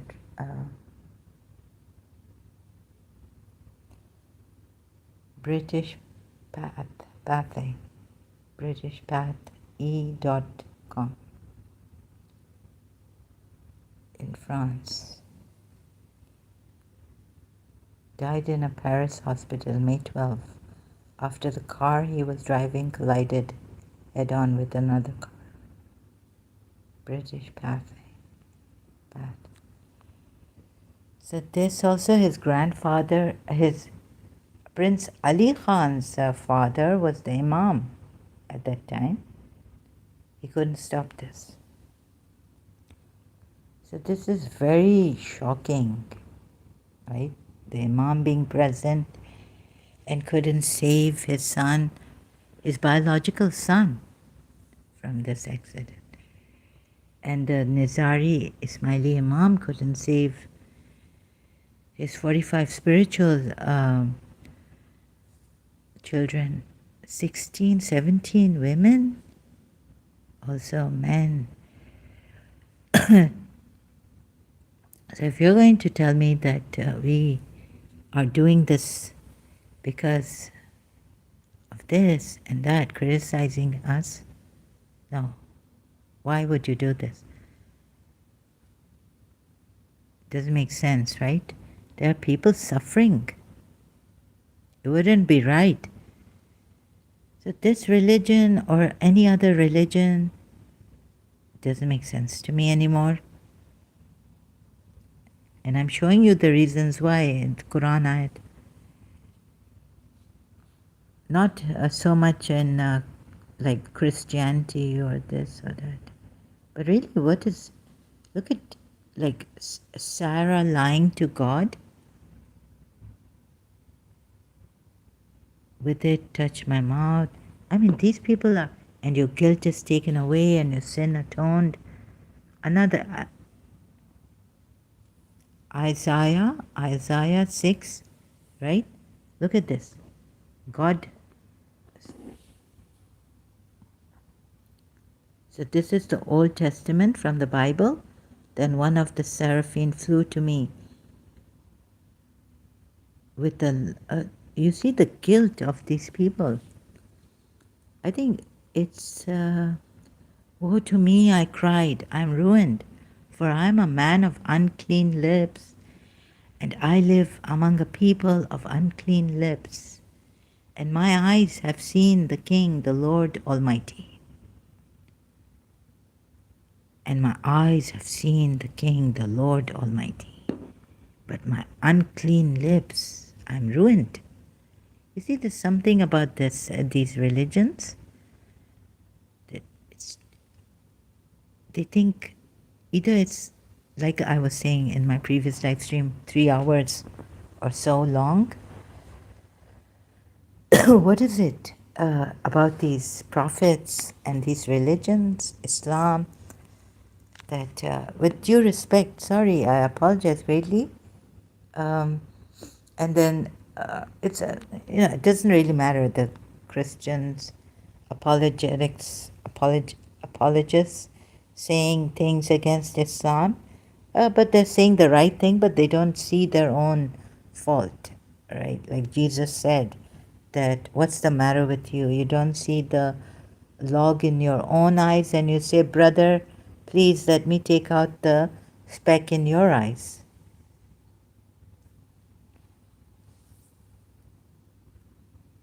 And yet I wonder about these religions. I think, like I was saying, maybe it's the, why so much guilt and being sinners, finding yourselves sinners, flesh. The flesh is sinful, that this is sinful. What is this? Sorry, I have to put some, just eating something.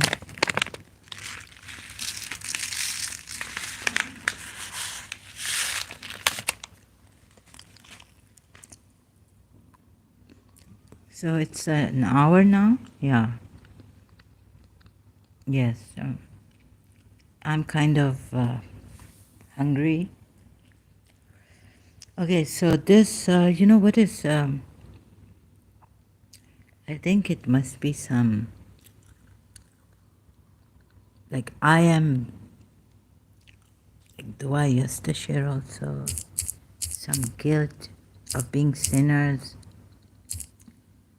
And if you don't now believe in Messiah, God, Son of God, God Himself, you will not have eternal life.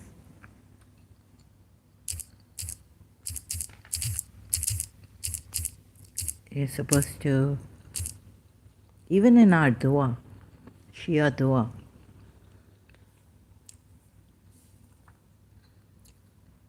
shaitan here, shaitan there. And even us, we are, oh God, you are great. Now, if I say this, again, even a Shia could come here and say, who do you think you are? Oh my goodness. Like Sadi said, my aunt told me, I don't know, I can't find that. That, oh Lord, you have put us in the, it's like this world is a river, an ocean of sins. And if I'm wet with it, can you blame me? You see? Like, about what do you call that? Master, I'm a servant, you are the Lord, I'm a slave. You are the provider while I'm provided with sustenance. You are the giver while I'm a beggar. You are the generous while I'm a miser. You are the forgiver of sins while I'm the sinful. I'm so terrible. You are the mighty while I'm weak. And we say this is like true, okay? Yes. Weakness is there in us. We are not as mighty as God. You are noble while I'm humble. This is like giving us the reality, right? Reality. Facts about God and ourselves. You are the independent while I am needy. You are the master while I am slave. You are the forgiver of sins. Here it comes. While I am sinful. You are the omniscient while I am ignorant. So what is this? This is also duality. And what is the solution for this? That you keep praying to God like this, God will forgive you, and this dua, it goes to the arsh.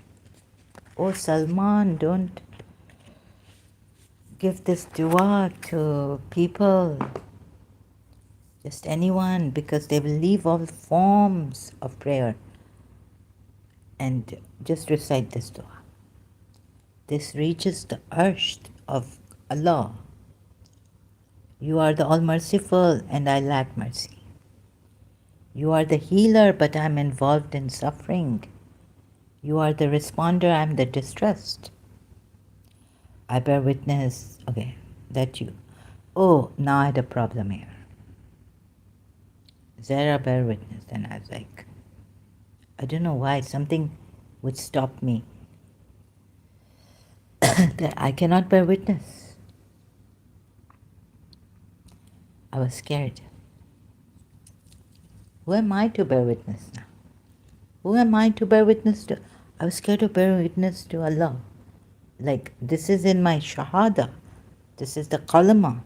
This is the shahada. This is, the basic, when you come, when you embrace, accept Islam, you say this before anything else.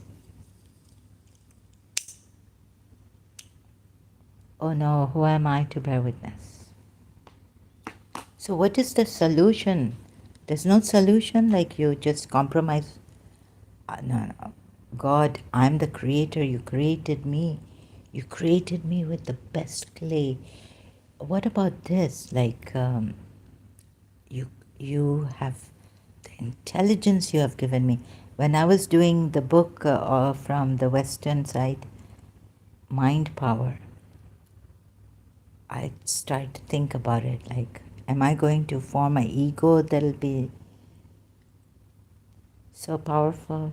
So I was like, no, this is a nihmat. This is, I should say, oh God, thank you so much for this mind power, the subconscious mind, and how to use the subconscious mind with your conscious mind.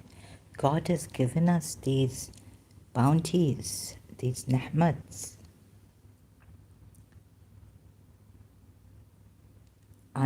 He's given us intelligence and all this. And if something, like even if I have chronic fatigue or I become crippled, at least I have this that I can use. Or maybe unless I go in a coma or something. So let's say I don't have legs and, I just have to be like someone had a skin disease. They could not come out anymore. Sayyid, Shia. So just contemplate on God, meditate,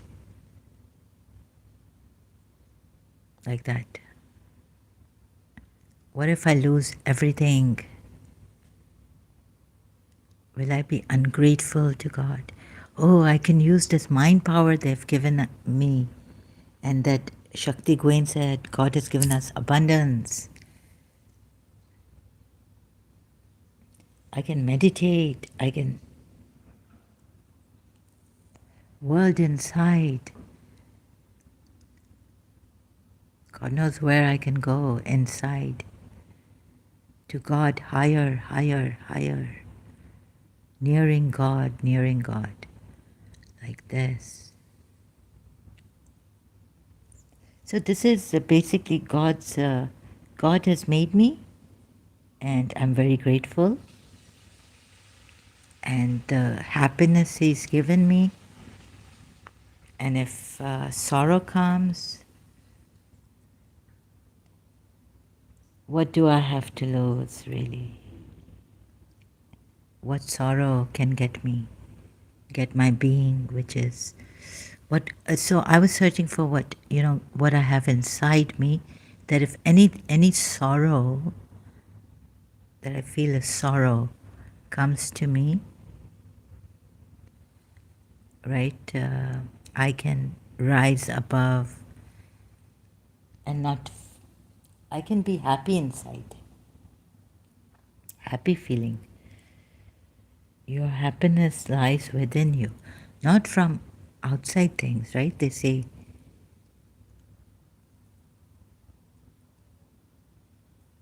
so in whatever manner, whatever comes on me, whether there's rape, there's so many things. Now, what came on me was watching privacy violated, hearing voices, smelling hallucinations. Yeah, but it took away my meditation, like my inner. They came inside. So now what do I do? Now I can't even contemplate, meditate. Oh, it got, like you go inside. Okay, there's a shaitan inside. And what to do now? I couldn't do anything. They got my inside being. So thanks to Muji Baba, although I had to, at that time it was very difficult for me to see this, still I was searching and there were voices coming on me with force, right? So of course my attention I was distracted. Yet I was able to at least do this much, that what is Descartes said, I think, therefore I am. Let me see, I got this. I knew this from Karachi American School, that this God is just God. He's there. You can't speak about him, you can't discuss, but you know him somehow. Right? He's beyond. You can't grasp him. Even when we're talking about him in ways to find him, whether there's evidence of him, how do we? It's just we can't find him through the mind. We can't search for him like that. There's another way. Silence. So that I remembered that, and then I said, wait, is it that I think therefore I am, or is it the other way around? I am, therefore I think. And then I started to put my thoughts aside, and I thought of awareness, and the word was, I had a dream, so she becomes aware of me. So I took awareness, not consciousness, and also Dr. Deepak Chopra had written about this. Awareness in his 7 Spiritual Laws of Success, which I had read fully before. So the word came, aware. What is this? If you just not pay attention to your thoughts. there is this being here without thought, without the mind. Awareness is here, right? And that's what I was able to do at that time. And then the voices and distraction. And so Moji Baba helped, because in Hinduism you have to do a lot of meditation, and Moji Baba just removed the 7 veils we see that God is covered in. The true ultimate reality, the absolute. So it was so good without, I was thinking, how many years will it take for me? I couldn't make an effort. I couldn't meditate every day at the same time even. Things like that. I was in a mess, total mess. So this, what came was very helpful. And you can be healers, you can, don't just, oh, I need to see Imam Ali in my dream, or an Imam, or like, Sheikh, um,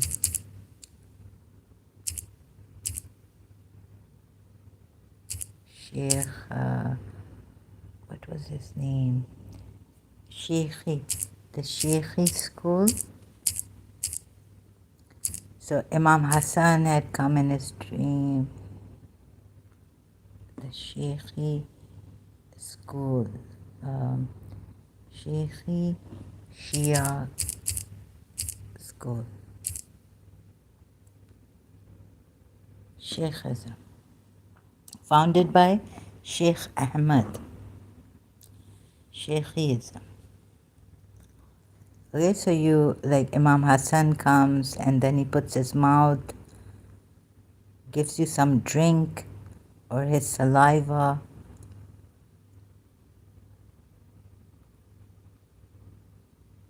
The symbol of, you have this dream, he had Muhammad and the Imams exist, but on the level of unconstrained being.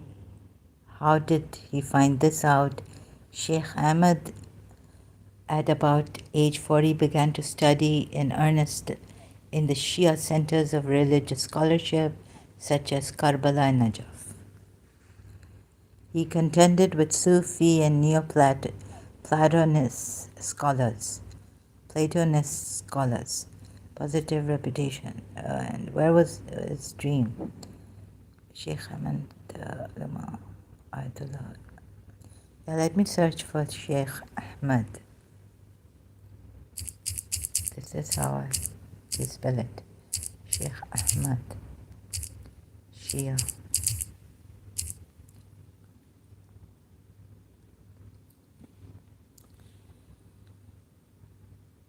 Sheikh Asai. Ahmed bin Zain Din bin Ibrahim al-Ahsai was the dream thing. Usuli.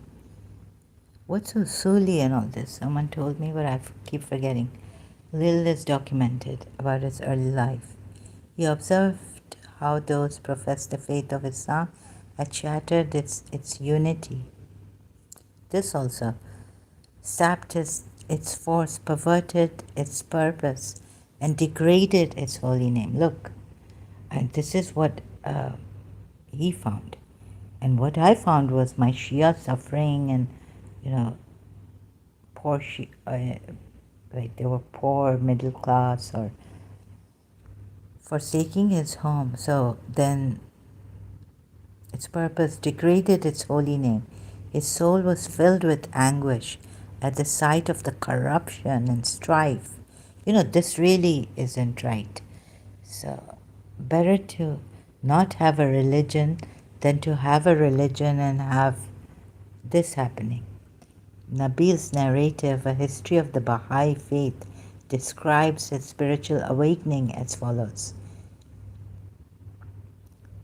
Corruption and strife, which characterized the Shia sect of Islam, forsaking his home and kindred on one of the islands of Bahrain to the south of Persian Gulf, he set out to unravel the mysteries of those verses of Islamic scriptures which foreshadowed the advent of a new manifestation.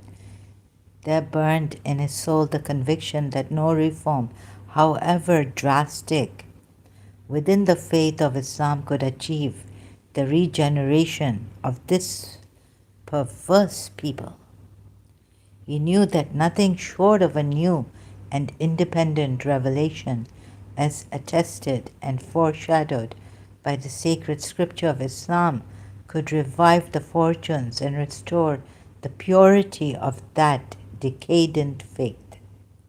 Nabil Le Azam, the Dawnbreakers.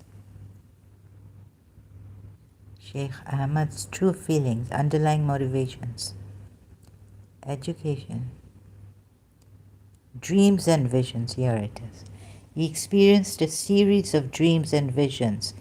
In one such dream recounted by him, he believed that he was granted permission to transmit knowledge by each of the 12 Imams. Now, each of the 12 Imams, does that make His Highness Aga Khan the Ismaili Imam? Because he received such knowledge. Oh my God. False Imam? Does that make His Highness Aga Khan the Ismaili false Imam? This is 12 Imams transmit knowledge to him. And another dream, he saw Imam Hassan teaching him Quranic verses. Okay, transmit.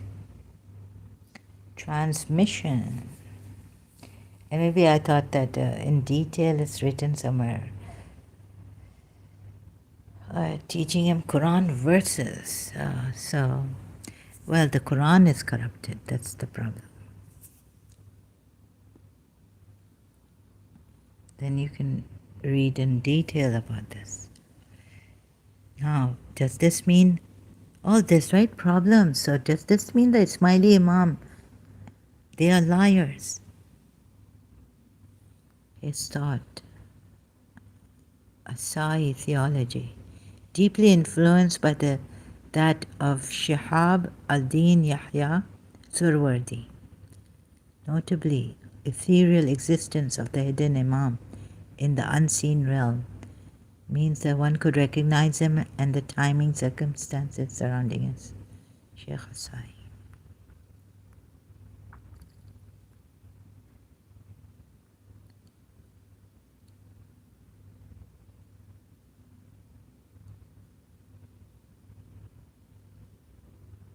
Sheikh Asai has been reincarnated.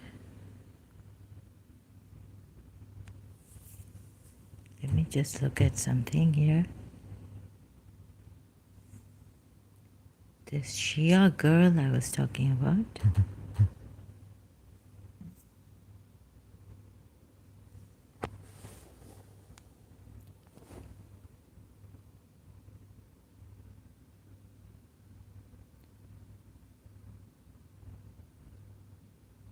Oh my God.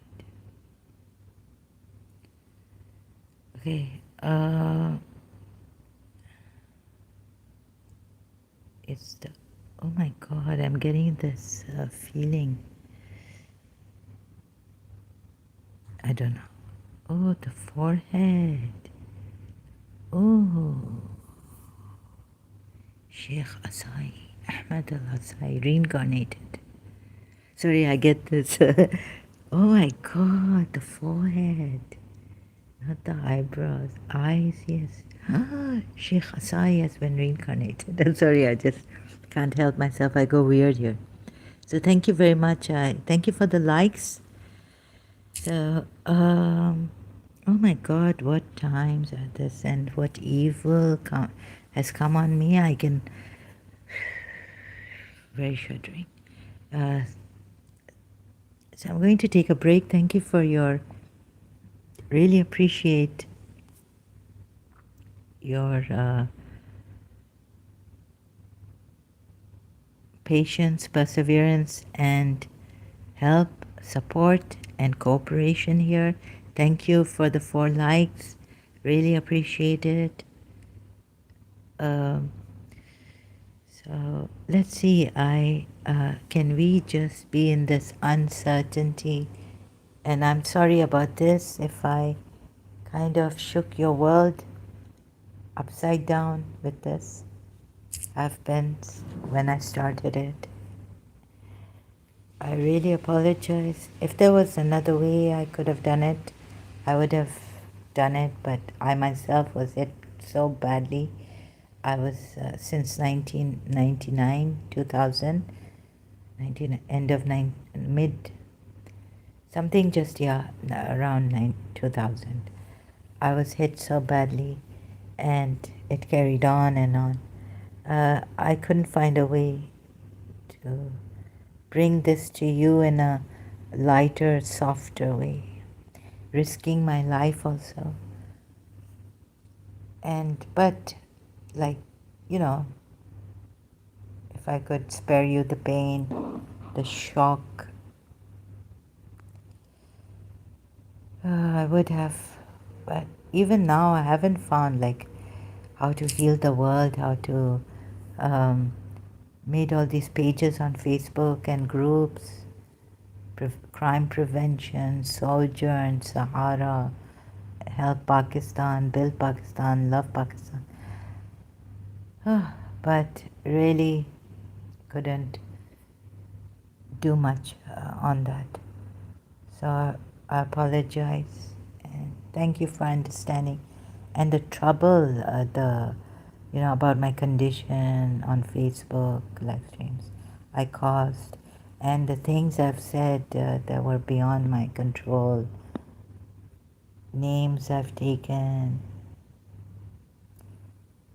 the madness that I've subjected you to, trouble I've caused, I really apologize.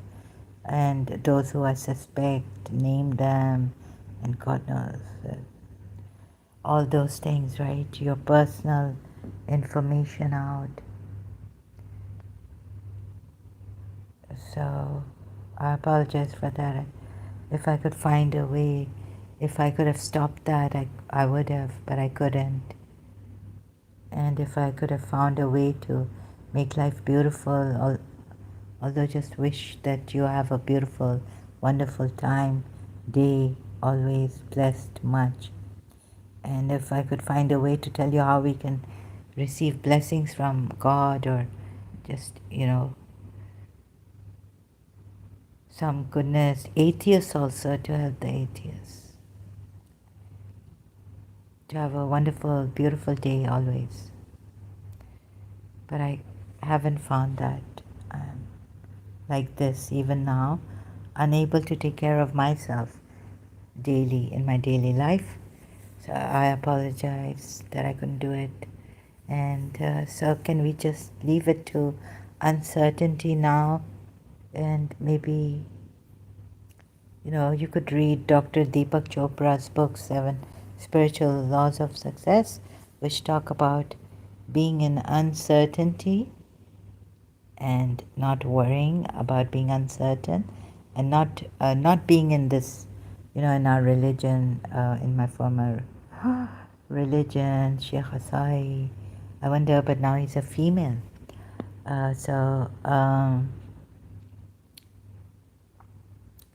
What was I going?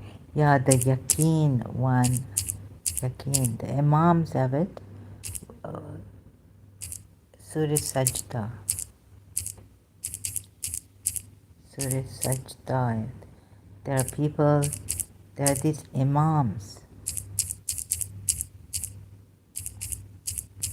with Yaqeen. So just being in the uncertainty,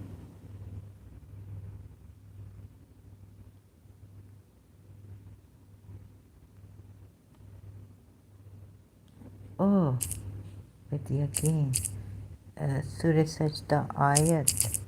I did write Surah Sajda. which ayat number? This is this also, problem with. So the imams who have the yaqeen and we don't, and Allama Rashid Turabi in his Majlis Yaqeen, certainty, has spoken about the soul being diseased. Being sick, because when you go out of this certainty, belief, a belief that is sure, you have this yaqeen in your belief, then you become sick. So this is not how Dr. Deepak Chopra says. Uncertainty, being in uncertainty, is you won't get sick. It's really like just being uncertain. It's something how he. I'm not that eloquent, Dr. Deepak Chopra. So please see how the religious people take uncertainty and how Dr. Deepak Chopra tells you to take uncertainty. The wisdom of uncertainty. You won't get ill. Like, this is not a disease of the soul or a sickness of the soul. There is wisdom in uncertainty. It opens a door to the unknown, and only from the unknown can life be renewed constantly. See, thank you, Dr. Deepak Chopra. So if I hadn't found this book, then I would have been in this, no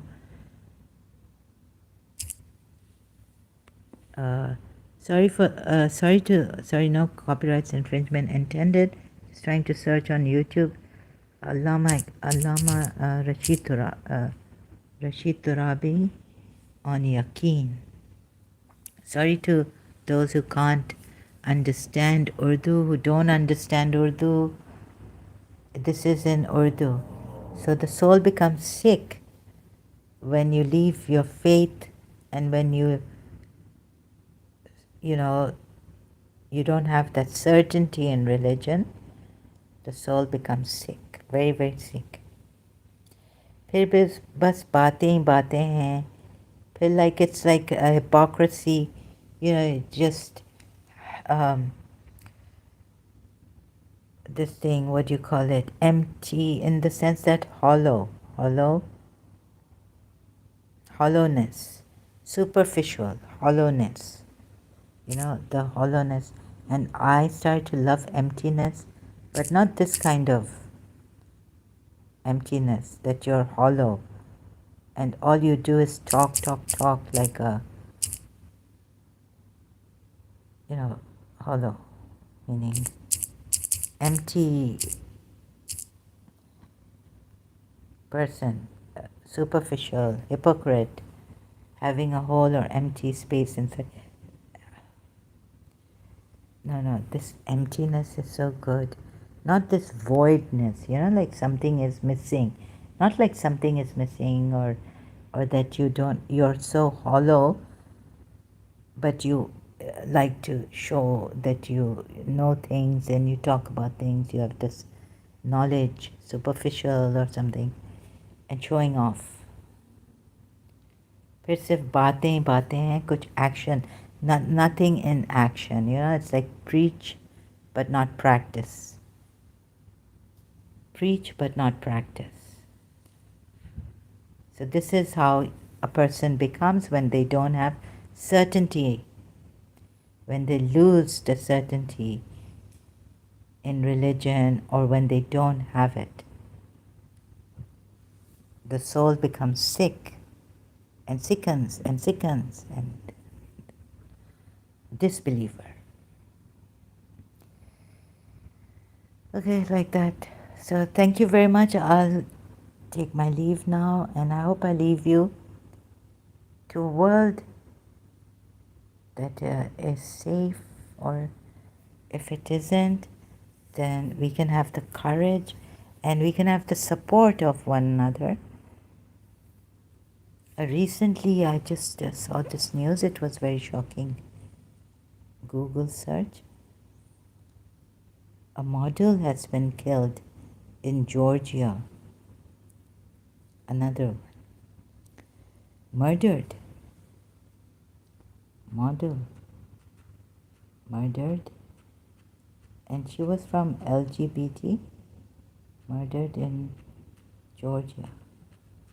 I wish I could leave you to a world of safety. Georgian trans model.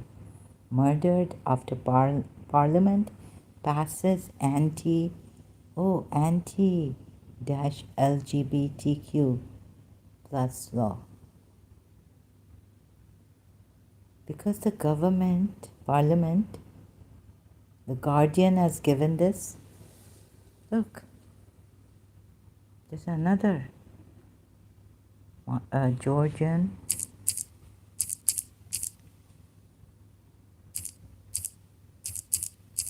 trans model murdered.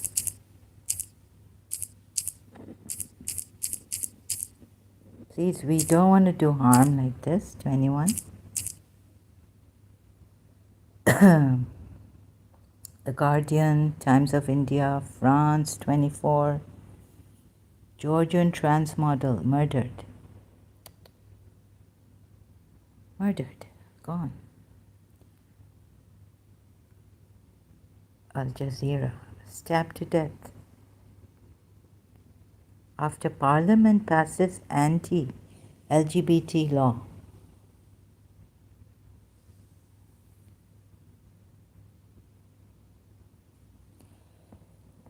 I didn't want to leave you on this note, but this is the reality. So if we have to be murdered, killed, I could have been killed.